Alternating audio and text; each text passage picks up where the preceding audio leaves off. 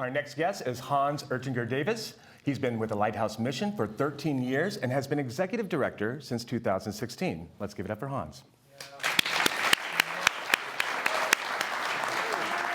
Thank you so much for being here. Yeah, absolutely. Thank you so much for joining us. Thanks for having me. Of course, our pleasure. I want to dive right in. We all see the Lighthouse Mission signs everywhere. Yeah. What is it that the Lighthouse Mission actually offers? Well, the Lighthouse Mission offers all sorts of interventions to various stages of life recovery someone might be in. We try and scaffold people to a place of that flourishing life, and these different stages along the way are what we offer. So everything from going out and outreach year-round to the various camps and overpasses, passing out sandwiches and toiletry kits, but ultimately creating friendship and relationships with people, trust relationships that allow them to want to take next steps into our drop-in center.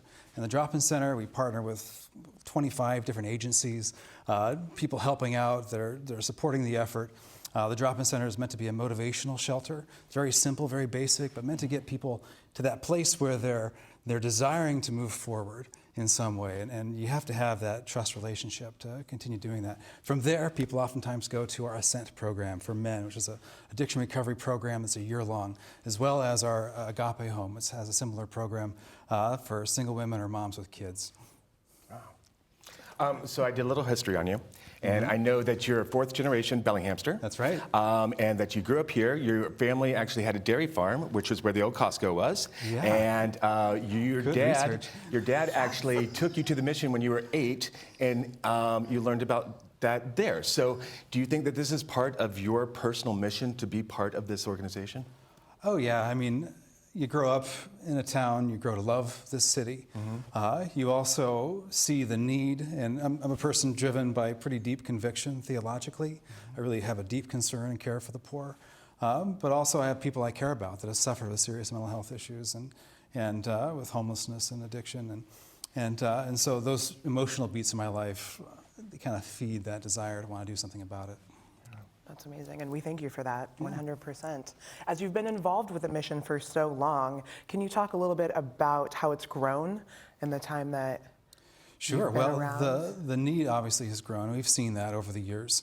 I know just 3 years ago, we virtually doubled our capacity just to try to continue to meet the need, because we were turning dozens of people away, especially during cold weather times. And so, yeah, the need, we continue to see it growing. The need, you know, we see this need, but it's not always just a material response either. We see a lot of people that are wrestling with issues of relationship or identity or issues of vocation. Who am I? What does it mean to live in this world? And so, you know, when you think of it from that framework, it's a different type of intervention that you want to address in a person's life. And the relationship thing is key. I say this all the time. People don't become homeless because they've run out of resources. People become homeless because they've run out of relationships. They don't have any family they can stay with anymore. They don't have any friends that they can couch surf with anymore. And so that's a different type of intervention to really meet that need. And the need continues to grow. And of course, you know, rental prices going up and all that adds to it, of course. But there's a deep loneliness that people carry that I see coming through our doors. And how do you address that? Because that's the worst of human emotions, right? Loneliness. And really, really trying to create an environment where people can come in, feel welcome, feel wanted, and feel hope for the future. And that's what the mission's about. That's amazing. Would you say that that's the situation of most of your clientele that comes in, is the fact that they are lacking relationships? Yeah, I mean, people have relationships, Right. of course, but some of those relationships have burnt down. And how do you get at that is the big question. It really takes knowing people well, too. Right? One of the questions that was asked earlier is this question of, is this going to be enabling somebody? Or is this going to be empowering somebody for change? Right. And it really takes knowing somebody, because you want to offer an intervention for a crisis that's a true crisis need. But if it's a development need, if someone needs to grow in their skill set, or someone needs to grow in their relationship or their anger problems or different things they might have, then you offer a lot of different types of interventions that address those things. And it's meant to empower people up and out of their homelessness, and not just keeping them stuck in the woods necessarily by giving them, you know, free stuff. Absolutely. In the spirit of getting this conversation out and going and getting more people involved, what is one question that you would like our community to be asking each other and of themselves? You know, I think I see in homelessness, people, they're like icebergs. And you see that top small percentage of the person. You see it in their dress and their behavior. But under the water is a whole lot more going on. That's the culture of a person. That's their heart.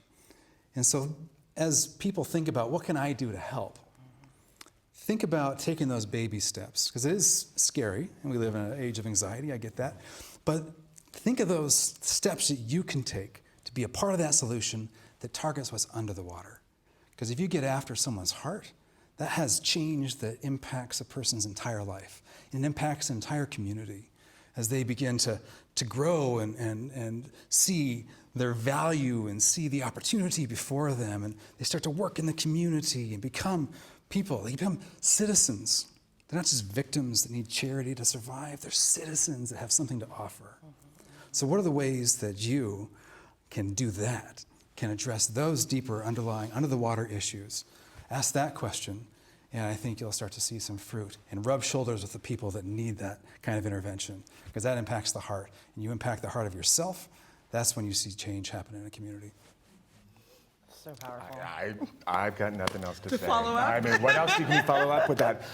There's a reason why you're the executive director. You have a passion, you have a purpose, and you have a mission, and it shows.